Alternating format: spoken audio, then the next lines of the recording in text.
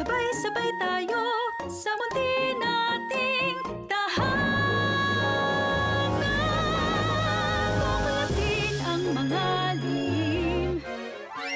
Halina't pag-usapan natin. Bawat kwento may hiwaga. Mag-aral tayo't magbasa. Makinig at magbahagi. Magsaya't ngumiti.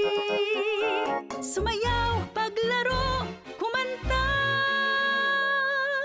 Matuto tayong sama-sama. Wee!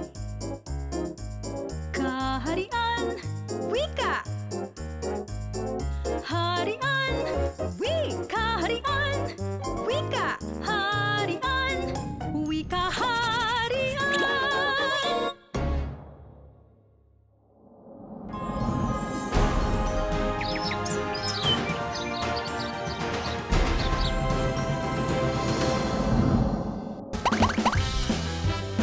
Magbasa tayo! Ng parirala. Parirala? Ang parirala ay grupo ng salita na hindi nagsasaad ng buong diwa.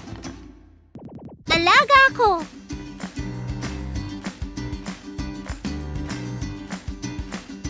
Ang pangalan.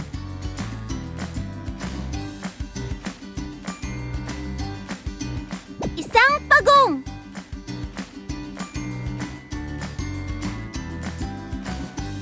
Ang bahay niya.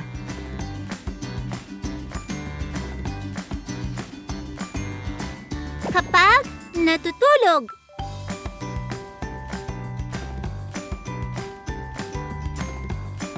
Kapag natatakot.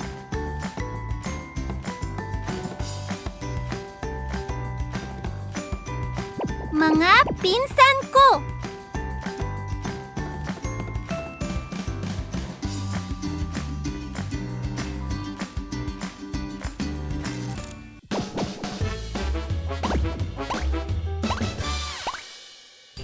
Anong hayop ang gusto mong alagaan? Paano mo ito aalagaan? Gusto ko po mag-alaga ng pusa at palagi ko po siyang lalambingin. Pusa po ang gusto ko pong alagang hayop dahil cute po itong alagaan at pakakainin ko po ito. Gusto ko po mag-alaga ng aso at aalagaan ko at iingatan ko. Gusto ko po mag-alaga ng aso at palagi ko po siyang papakinggan.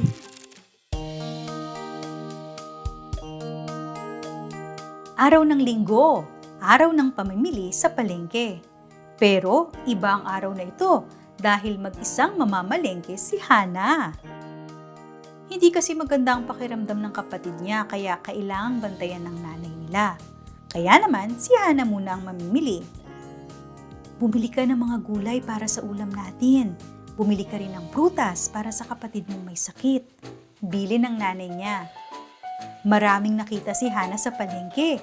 May mga gulay, prutas at bigas. May karne, itlog at isda. May mga damit at laruan din. Naglalakad siya nang may sumigaw na tindera. Bili kayo dyan! Mura lang! Nang tiningnan niya kung ano ang mga ito, tsokolate na hugis bulaklak. Siguradong magugustuhan ito ng nanay niya. Bumili siya ng 1 dosena. Malapit na siya sa bahay nang maalala niya ang bili ng nanay niya. Kaya naman bumalik siya sa palengke. Pagod na pagod siya nang makarating sa tindahan ng prutas at gulay.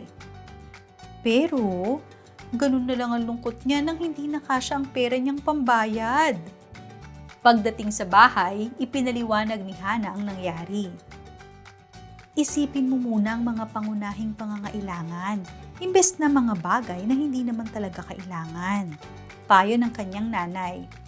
At simula noon, inuuna na ni Hana ang mga kinakailangan kaysa sa mga kagustuhan.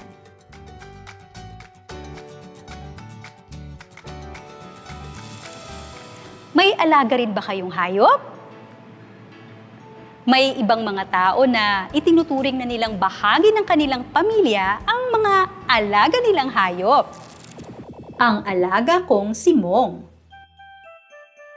May alaga ako. Ang pangalan niya ay Mong.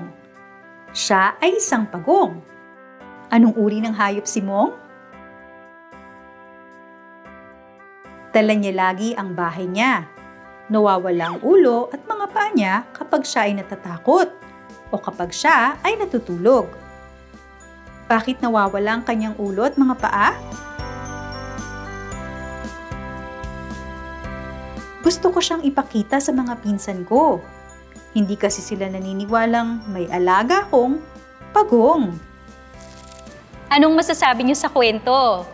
Naaalala niyo ba ang pangalan ng pagong? Tama, si Mong. Ano sa palagay niyo ang mangyayari kapag nakita na ng mga pinsan niya si Mong? Itinuturing niyo rin bang bahagi ng inyong pamilya ang mga alaga niyong hayop? Gaya ng bata sa kwento, mahalin niyo ring mabuti ang mga alaga niyong hayop, ha?